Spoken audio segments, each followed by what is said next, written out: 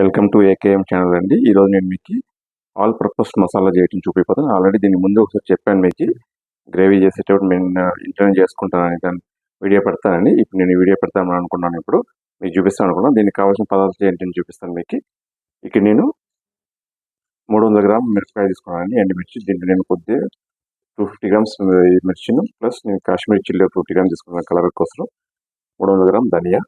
దీని స్పెషల్ ఏంటంటే మనకి ఇక్కడ నేను కొద్దిగా మునక్కాయని పసుపు ఉప్పు పెట్టి ఉడకపెట్టి దీన్ని ఎండబెట్టి పెట్టుకున్నాను. ఇది చాలా టేస్ట్గా ఉంటుంది కాబట్టి ఇది స్పెషల్. ఇది దీంట్లో కొద్దిగా కస్తూరి మేతి, ఒక నేను ఇంగువ గడ్డ తీసుకున్నాను. దీన్ని గడ్డ టేస్ట్ బాగుంటుంది పౌడర్ గంట.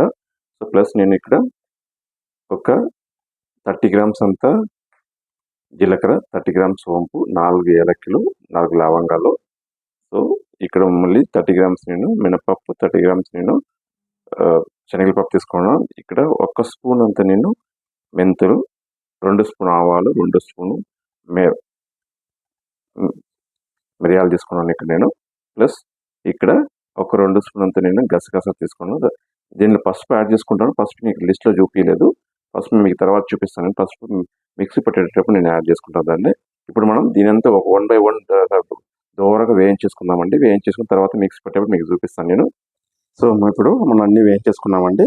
ఇది కొంచెం మంచిగా ఆరబెట్టి దాన్ని పౌడర్ చేసుకోవాలి. ఇది మంచిగా ఆరిన తర్వాత మీకు పౌడర్ చేసి చూపిస్తాను నేను. చూడండి, ఇలా మిక్సీ పట్టించుకున్నాను నేను. మీరు లేదు ఇది మిక్సీ మీకు జల్లెడ పట్టాల్సిన అవసరం లేదండి, జల్లించుకోవాల్సిన అవసరం లేదండి. మీరు నైస్గా పట్టుకోవచ్చు దీన్ని. నేనైతే జల్లించుకుంటున్నాను. నేను దీంట్లో ఆల్రెడీ ఇది కలర్ ఎందుకు ఉంటుందని నేను పసుపు యాడ్ చేసుకున్నాను. దీంట్లోనే మీకు కొద్దిగా కరివేపాకు యాడ్ చేయాలి. మీకు కరివేపాకు కూడా నేను చూపించలేదు. నేను ఆల్రెడీ కరివేపాకు పౌడర్ నేను కారం పెట్టి చేసి పెట్టుకున్నాను కాబట్టి దాన్ని ఒక 2 స్పూన్ యాడ్ చేసుకున్నాను.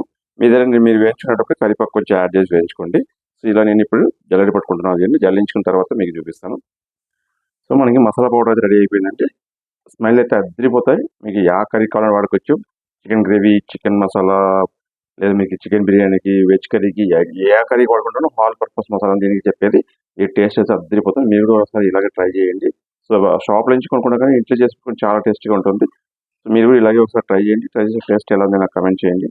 మా ఛానల్ సబ్స్క్రైబ్ చేయండి, లైక్ చేయండి, షేర్ చేయండి. Bye bye.